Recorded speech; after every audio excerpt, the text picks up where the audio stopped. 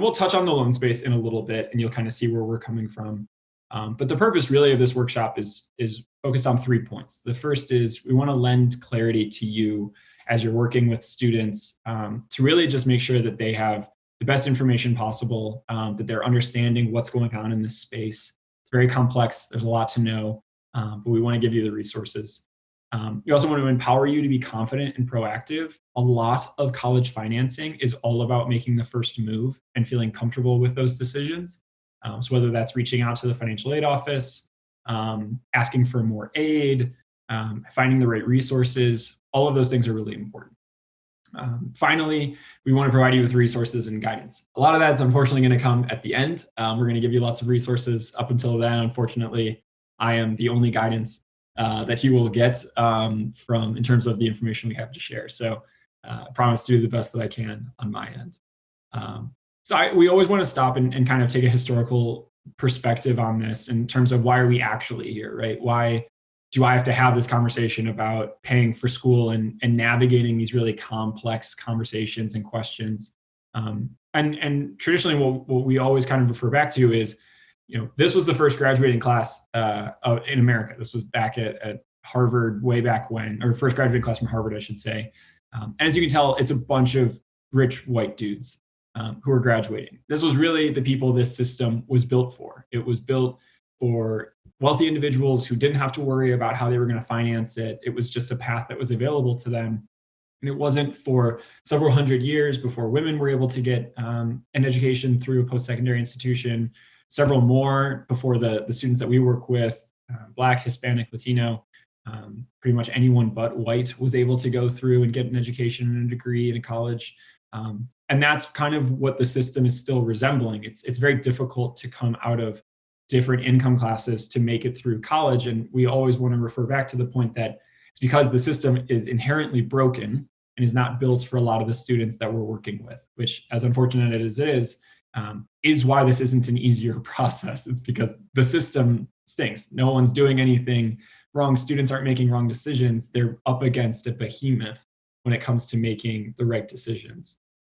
But we know this is where we are now. This is a photo from UIC's campus. And age-wise, race-wise, gender-wise, everything is so diverse now, which is so cool to see. And so we know this is the world that we're living in now, which means it's more important than ever that we have these conversations about financing college so that more students can make it both into school and then through to graduation. Always love putting up this horrifying little pie chart. So this is from the University of Illinois, just giving you a sense for where students are coming from, even in the best of times. We know it's very difficult to pay for school. So this is from their net price calculator, which is basically a student has gone in, given U of I all of their information. And from there, this is what University of Illinois is saying they should expect to pay and where that funding should come from. Unfortunately, this student told the school that they were going to have zero contribution from their family. For whatever reason, their family was not going to be able to financially contribute. And Illinois still told them, great, 19% of your tuition needs to come from your family. So we know that, even for the best students, there's going to be a bit of a gap, and it's just about how we fill that gap. So, yeah, there we go. The amount left to family, quite fun. So that brings us to the conversation, right? Like, where do we start? Where do you even start with something that's this complex and massive? And for a long time, everyone's been talking about, you have to start by choosing the right school. If you start by choosing a school that's going to cost you $80,000 a year to attend, and you don't know where you're going to be able to fill those gaps, and you're relying on some money you've saved, you're not probably going to have the best opportunity to get through because it's just not financially feasible. I've done a lot of work in this space trying to help students in identifying the right academic, demographic, and financial fit. And unfortunately, sometimes that's still not enough. You still run into a financial barrier, which is incredibly frustrating.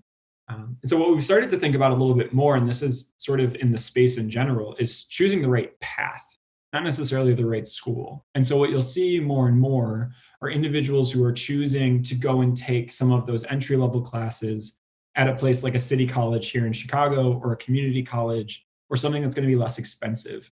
And what you have there is the chance for a student to take those classes, do well, obviously in a little bit of a less competitive environment than in a traditional four-year university, and take those grades that they've been able to achieve for paying probably a fraction of the price they would have at a larger school, and then transfer into those schools with a higher GPA, with a better sense of what they want to do, and with a better sense of whether or not college is the right fit for them.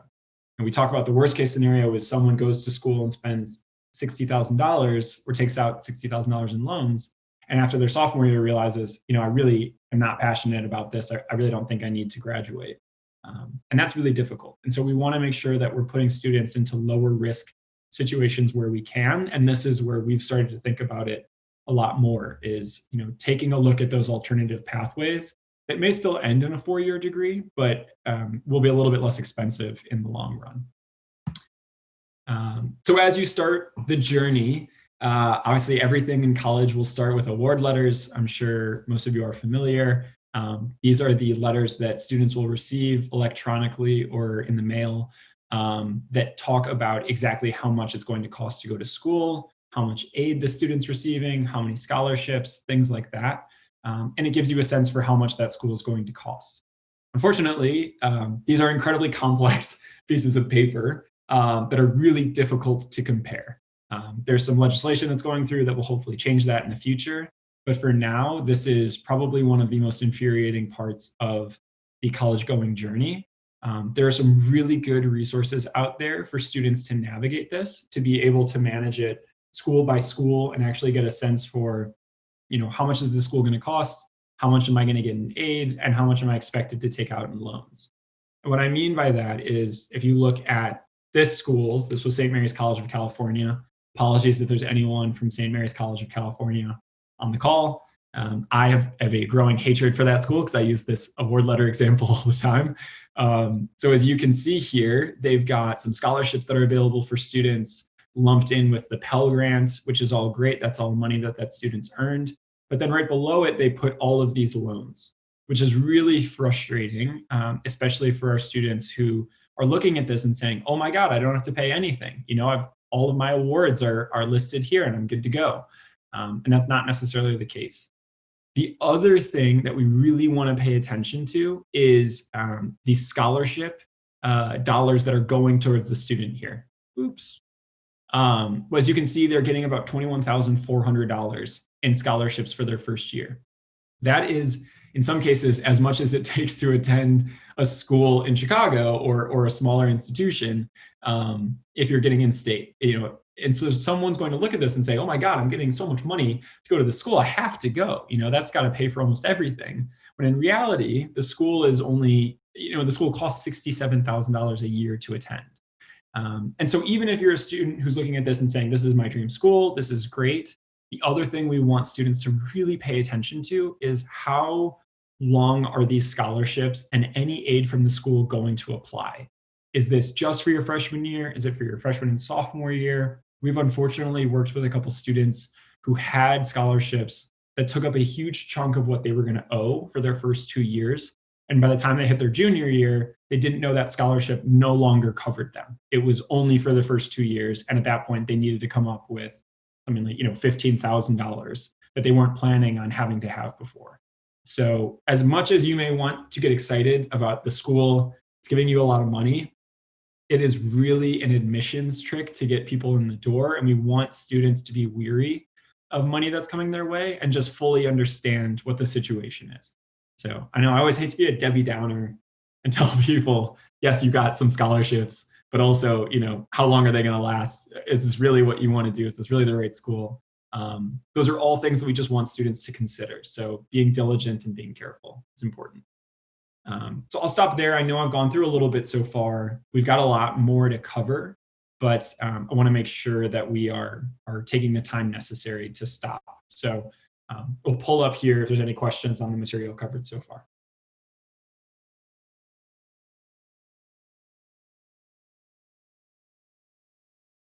Great. Okay. And I'm monitoring the chat as well. So if there's any questions that come up, feel free to type them in. I'm happy to take a look. Okay, great. Problem with monitoring the chat. Sometimes it gets in the way of the letters. Cool. So we are now going to start down this fun and long and horrifying road on paying for school. So we've talked about the award letters. We've talked about that initial piece. And now we're going to talk about sort of everything else. The aid that you're going to get, the loans, how you decipher all of that, and ultimately how you pay for school. So here we call it kind of like the pay for college pyramid or the paying pyramid. And it goes through every different level and is really helpful for students when they're trying to figure out, what options should I look at next? Do I immediately go to the private loan market? Should I, look at scholarships, or should I look at a work study or a part-time job? What do I do first? We've ranked this in order of really the safest routes that students can go. And so what we mean by that is at the bottom here, you've got family contribution. This is not only obviously oftentimes the safest route is having, contributions from your parents that they've put aside, or amount of money that they're willing to put towards your education. But it's also something that hopefully you're not going to have to pay back. It's something that, you're not going to have to work for. It's something that's available to you to start with. Whereas obviously all the way at the top, private loans can put you in a bit of a tricky situation depending on kind of your background and where you're coming from. So we're going to go through these really briefly, and then I'm going to be covering more on loans a little bit later on. So to start, obviously family contribution. Next is the FAFSA and the state grants. So in Illinois, that's the MAP grant. Again, that's your safest bet. It also unlocks a lot of other aid that could be really helpful. So we've seen schools like Loyola does a great job of it. If you've taken the FAFSA, or if you've completed the FAFSA and you've earned some Pell Grant money, you unlock additional scholarships through the school. So that's something that we want people to take into consideration. It's not just the money you're going to get from the FAFSA and the state grant. It's also money that you could unlock at the university you're attending. The FAFSA and the state grant together, the full amount would be right around $12,000, which is pretty large, especially if you take into consideration that it could also unlock additional aid. That's a lot of money that you might let go if you don't complete those documents. Past that, we look at work study and a part-time job. The one thing I'll point out here is that work study will show up on a lot of award letters. It'll show up when colleges are trying to get students to come to their school. It is never guaranteed.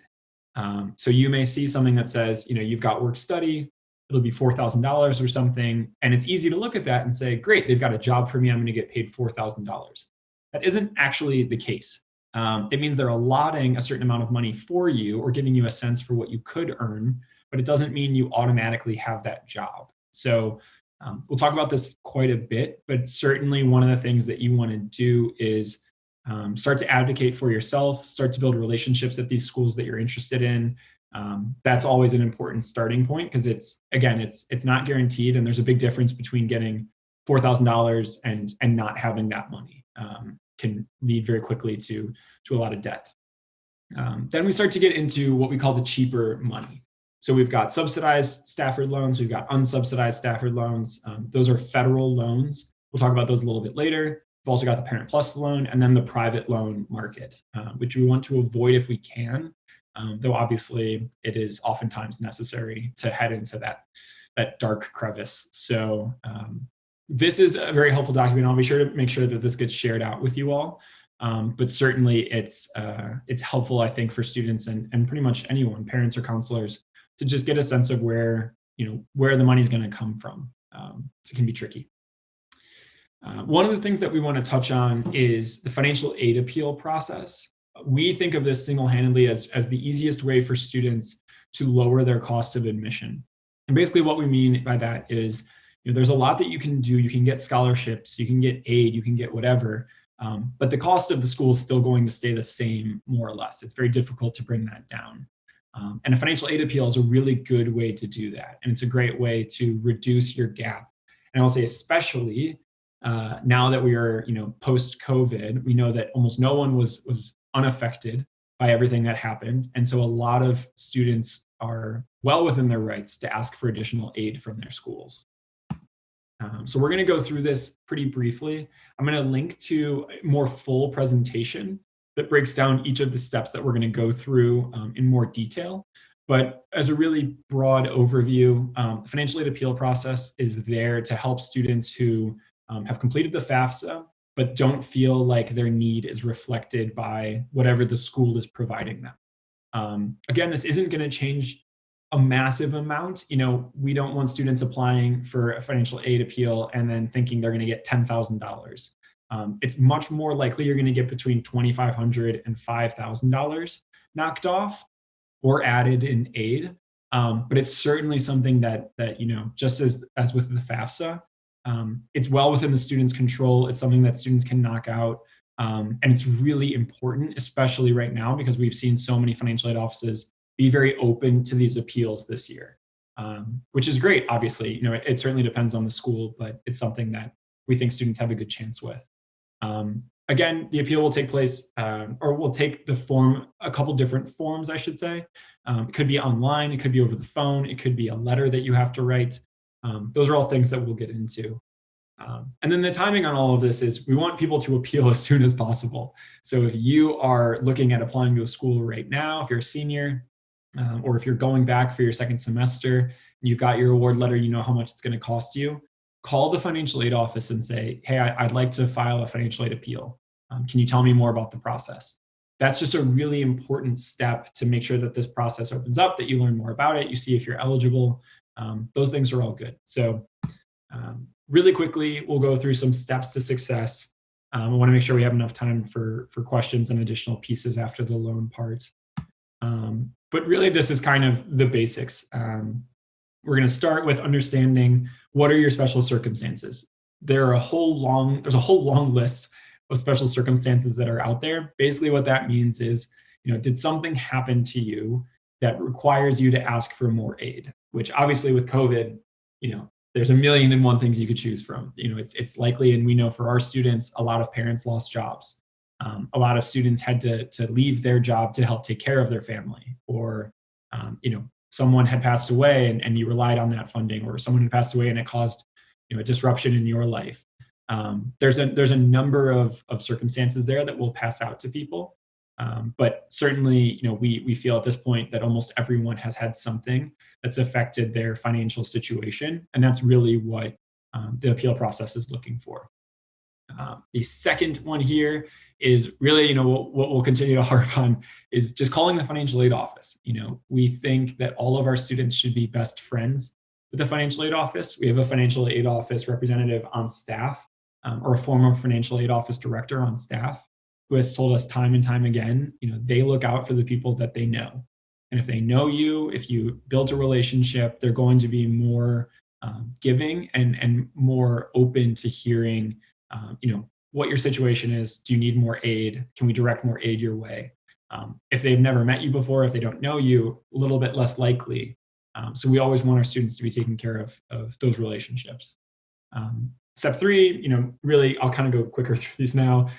Just got to identify how much money you need. This is something that you'll see differing opinions online about. Some people will say, don't ask for a certain amount. Some people will say, do ask for a certain amount. We at AM Money stand on the side of asking for what you need. We just think it's important. You want to give the school a sense for what you're looking for. So, identifying what your gap might look like is an important part here, and understanding how much you're looking for. Again, gathering any documents you might need, paychecks or pay stubs that show that you've been laid off, an obituary or letters or something from a third party clergy member or doctor that allude to a certain situation. All those things are really helpful when you're proving your case. It's just always good to have evidence, as it were. Finally, we wrote here, write a concise one-page letter. The appeal process might take a couple different forms. It could be, as I said earlier, an email. It could be a letter. It could be talking on the phone with a financial aid rep. In any case, we just want you to be aware of that process and feel comfortable with it. Finally, just completing any other forms and then submitting your appeal. We've seen students get their response within a week. We've seen 2 weeks. In any case, this is the time right now to be appealing if you're looking at school, because we know that those processes are in place. So certainly something that we feel is really important. Again, I'll share more information on this, but could obviously take an entire webinar, and frankly, I have taken an entire webinar to talk about this in the past. So we'll give you as much information as we can afterwards. Nice. And yeah, the loan side of things. We know this is a really tricky space. Obviously, student loans have a well-deserved horrendous reputation. And so happy to give you as much info and insight as I can, cover some broad topics, and just talk about some specifics so that while, if you or a family member or a student that you work with is entering the loan market, we just want you to feel confident that you're at least making the right decisions. But before we do that, if anyone has any thoughts on loans, from the jump, feel free to write them in chat, or feel free to voice an opinion. Obviously there's a lot that's been said about student loans. We obviously at AM feel pretty frustrated by the current market, but yeah, open to any thoughts anyone has off the bat.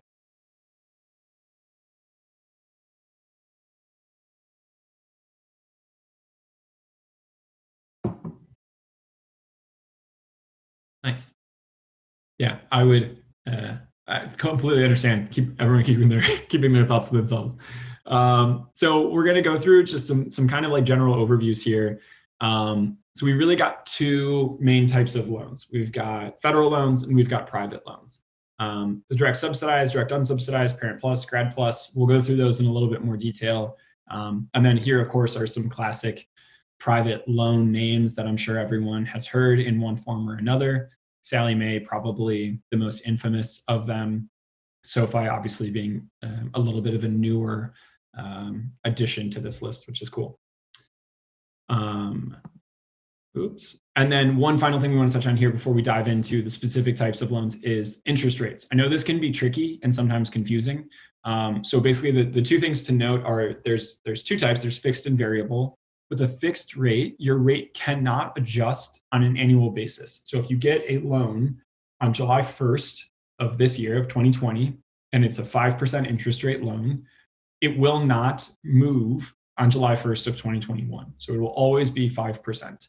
Whereas with a variable rate, that same loan that you took out for 5% the next year could go down to 4%, could go up to 6%.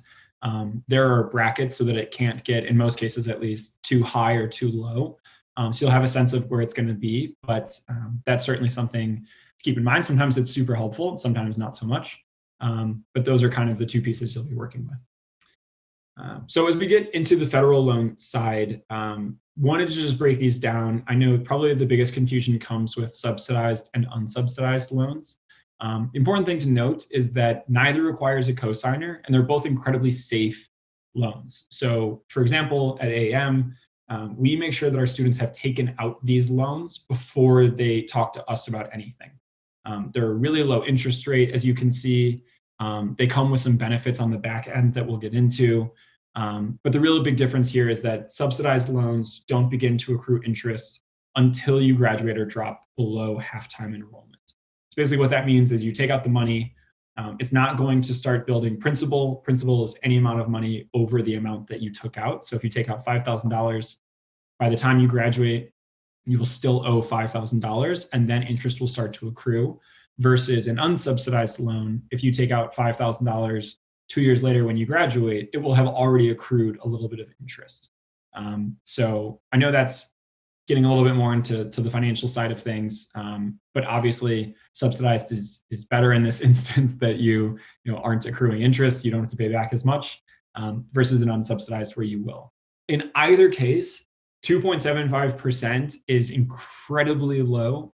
With COVID, with everything that's happened to the economy, those interest rates have plummeted, which is good for students. So we feel very good about students taking out that funding. It's just a much less expensive way to pay for school right now. And you can take out about $8,000, $8,500 in those loans per year, which is important to note. On the Parent Plus side, so this is when we start to get into some barriers to entry. You're going to need a cosigner with a good credit score to qualify for a Parent Plus loan. Again, this is another one that's going to accrue interest while you're in school, and there is no dollar cap for Parent Plus. So you'll see some students who basically are able to pay for most of their education between the subsidized and unsubsidized in a Parent Plus loan. That's not entirely uncommon. And again, it's a fairly low interest rate. What you will see is there are some private loans that will provide a lower interest rate than that. It's pretty unlikely, but if you have an incredible cosigner, if you're from a very wealthy family and for whatever reason, you know, you don't have enough money for your parents to pay for you to go to school, it's not unheard of to get a lower interest rate than that for your undergrad. There's also the Grad Plus loan. I'm not going to talk too much about that. It's only available for grad students. There is no dollar cap. Again, there are some barriers there. You do need to have a good credit score or a cosigner, but it's more or less going to be around the same as the Parent Plus. An important thing to note here, and we won't talk too much about repayment again, because we could spend the entire session today having just talked about that topic. But something that's important to note is you can consolidate your federal loans after graduation to minimize the number of payments you need to be making. I think someone in the chat beforehand had asked, are there ways to reduce my monthly payment? That's also where the second piece comes into play. There's something called income-based repayment that can adjust your payments every month based on your income. This is right now really only available on the federal side, though AM, our company, is also implementing it to help our students. This is a great way to adjust your monthly payments so that you're not paying a ton of money and you're able to start to build yourself a little bit of a cushion. You'll be able to work through your servicer to apply for that. So people that you're paying your loans to, you can call them and ask, hey, am I eligible to enroll in income-based repayment? There are some instances where students aren't, and that's because their monthly payment is already very low.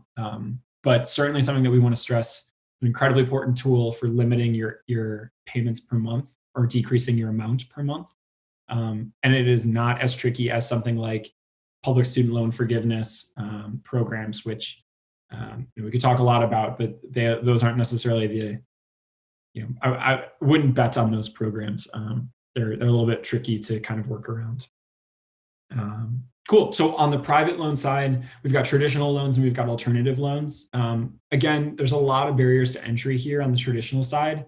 It's why you see a lot of students financially not being able to afford school or having to drop out. It's because, as in Dan's story, the CEO of AM, he didn't have a good credit score and he didn't have a cosigner. He was at risk of dropping out, even though he had, this great GPA and was very close to graduating. Again, it'll depend on the lender, but likely it'll begin to accrue interest immediately. Not all lenders are as nice as the Stafford subsidized loan. And then the interest rates can vary widely. A lot of this is going to be dependent on how good the cosigner is or how good your credit score is. What I would say is we've seen interest rates that are as low as 3 or 4%, which is pretty incredible, but as high as 19 or 20%. As a public service announcement, no one should ever take out a loan that is 19 to 20% to pay for school. That's really a frustrating thing that the private loan market is able to do because there's no one else who's able to be in there to step up to help. Obviously, we've seen some adjustments start to be made and some new folks start to come forward, groups that we're proud to be a part of, in trying to figure out other ways to help students pay for school. But it can be a very frustrating task if there's nowhere else to go. And that is kind of where AM money comes in. There's AM and there are alternative lenders who are starting to look at things like alternative metrics. So, what's your GPA? What's your year in school? What's the quality of the institution you're attending? Those are all things that, for the most part, a student is actually in control of. Doesn't matter where they were born. Doesn't matter, what their parents' credit scores are. It's how did this student perform academically? We're taking bets, and you see more lenders taking bets on the student themselves, not these financial numbers that paint a very poor picture of how this student will perform. And that's really exciting to see, and we really hope to see more of that moving forward. Again, from the accruing interest bit, that interest will begin to accrue immediately in most cases. But something else that's really exciting about this, and I touched on it earlier, is you have lenders like we're doing who are including things like income-based repayment to help students pay off their loans in a way that allows them a little bit of cushion, where they're not taking their entire paycheck and putting it towards rent, utilities, car, and student loans, and they've got $10 left over to buy dinner for the week. That's not a situation in which a student is being bet on to succeed, and that's very much kind of the new way of thinking about this, is how can lenders be more supportive in helping students be successful and build wealth? Because ultimately, a lender is successful if students pay back their loans. And it's been cool to see more lenders step up to help students out on that front. So that's kind of the two private loan areas that we're seeing. I know we're running out of time here. So I'll say in general, our advice, loans are increasingly necessary. It's unfortunate, but college is very expensive. It doesn't seem to be pulling up anytime soon, which is incredibly unfortunate, especially as it's now more or less a streaming platform. So, there is obviously no shame and no problems in taking out loans. The one thing that we really want to stress is that students need to handle and track their loans with diligence. Basically, what we mean by that is they need to understand, and you need to understand if you are a student listening, how much you're taking out in loans, what the repayment options are, what's your plan, how is it adjusting your financial outlook. Those are all things that are really important. I spent a couple months talking to students all across the country who had loans to just learn about what their plans were for when they graduated. And it was incredibly disheartening to hear the number of students who didn't know how many loans they actually had. They had no clue if they had $30,000 in loans or $60,000 in loans. And that's really a frustrating and scary position to be in if you're a student, because those loans will come back very quickly. And as some of the people pointed out in the chat earlier, those add up and your monthly payments can end up being really difficult to manage. And so obviously we want students to feel comfortable and confident going into the loan market, but we want to make sure everyone's doing as much as they can to avoid making it a really large funding gap and to decrease that where they can, find additional aid and scholarships and things like that. So I'll pause for Q&A. I'm going to share a couple of resources as well, but I'm happy to take, I guess, the last 5 minutes here. If anyone has any questions or folks want to chat through anything else, I'm more than happy to be supportive, and I'll work with Rebecca to make sure that everyone gets some additional info as needed. Cool, y'all. I guess I'll cover up with a couple more just final announcements here. Again, I think a lot of this is about maximizing your financial aid. What we want you to do, or what we want you to do with your students, is advocate early, call the financial aid office, introduce yourself, get a better sense for if you can get more aid, what opportunities are available. If you know what your major is or is going to be, start talking to people in the department. There's a lot of scholarships and aid available within specific departments at schools. We always want students to explore every nook and crevice where they can. And for work study opportunities, again, just be very careful. Make sure that you're aware of what the opportunity looks like. For scholarships, again, work with the majors and departments, work with financial aid, do a lot of emailing and searching. We recommend College Greenlight is a great resource. I think they're listed on the next page. Work within organizations and clubs and do whatever you can on that front. And then on the FAFSA side, please get it done. It opens up so much more aid for you. It's the number one thing that students don't do that leaves a lot of money on the table. And unfortunately, that money doesn't go to anyone else. It just goes back to the state. Couple of resources for you. I'll make sure that Rebecca has these so that we can send them out afterwards. And then with that, just a huge thank you to everyone for taking the time and joining. Hope it was helpful. Again, please feel free to reach out. There's my information. Happy to chat more soon. But yeah, thank you all so much.